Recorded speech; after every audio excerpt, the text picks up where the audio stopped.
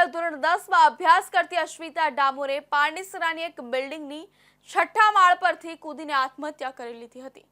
તેણે તે ટ્યુશનથી આવી છે અને હવે તેની બહેનપણીના ઘરે જઈ રહી છે તેવું જણાવ્યું હતું, પરંતુ કલાકો સુધી ન ફરી આવતા પરિવાર ચિંતિત થયો હતો। પોલીસ તપાસ દરમિયાન માલુમ પડ્યું કે તે બિલ્ડિંગ સાઇટ પર ગઈ હતી, જ્યાં સુરક્ષા કર્મચારીના રોકવા છતાં તેણે પોતાનો જીવ ટૂંકાવ્યો છે। ધોરણ 10માં અભ્યાસ કરતી એક 16 વર્ષીય અશ્વિતા ડામોર નામની વિદ્યાર્થીનીએ પોતાના ઘરેથી આશરે 4 કિલોમીટર દૂર એક બાંધકામ સાઇટ પર જઈને 6ઠ્ઠા માળેથી કૂદીને જીવન ટૂંકાવી લીધું છે। વિદ્યાર્થીનીએ ભેસ્તાનથી પાંડેસરામાં આપઘાત કરી લીધો છે। મૃતક વિદ્યાર્થીનું નામ અશ્વિતા ડામોર છે, જે સુરતના ભેસ્તાન વિસ્તારમાં રહેતી હતી। આ ઘટનાની શરૂઆત ગતરોજ સાંજે થઈ, જ્યારે અશ્વિતા ઘરેથી નીકળી હતી। પરિવારે જણાવ્યું કે તેણે પરિવારને કહ્યું હતું કે તે ટ્યુશનથી આવી રહી છે અને હવે તેની બહેનપણીના ઘરે જઈ રહી છે, પરંતુ રાત્રે 8 વાગ્યા સુધી તે પરત ન આવતા અને તેનો મોબાઈલ ફોન બંધ આવતા પરિવાર ચિંતિત થયો।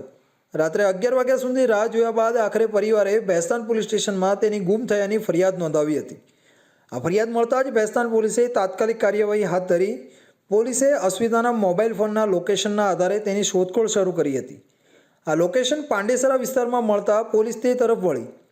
તપાસ દરમિયાન જાણવા મળ્યું કે અશ્વિતા ભેસ્તાનથી એક રિક્ષામાં બેસીને પાંડેસરાના તિરુપતિ સર્કલ સુધી આવી હતી। અહીંથી તે એકલી જ ચાલીને તિરુપતિ સર્કલથી લગભગ 5 મિનિટના અંતરે આવેલી સપનોલોક બાંધકામ સાઇટ પર પહોંચી હતી।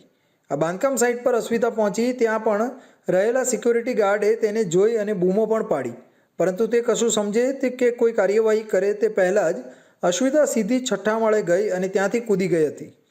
સિક્યોરિટી ગાર્ડની બૂમો નિષ્ફળ ગઈ અને અશ્વિતાએ જીવલેણ છલાંગ લગાવી હતી।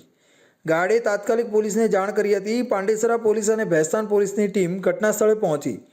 પોલીસે જોયું કે અશ્વિતાનો મૃતદેહ બાંધકામ સાઇટ પર પડ્યો હતો। પોલીસ દ્વારા તાત્કાલિક પરિવારને જાણ કરવામાં આવી અને પિતા હિતેશભાઈ પણ ઘટના સ્થળે પહોંચ્યા હતા। પોતાની દીકરીની આ હાલત જોઈને આખો પરિવાર આઘાતમાં સરી પડ્યો હતો। પિતાના હૈયાફાટ રુદનથી વાતાવરણ ગમગીન બની ગયું હતું।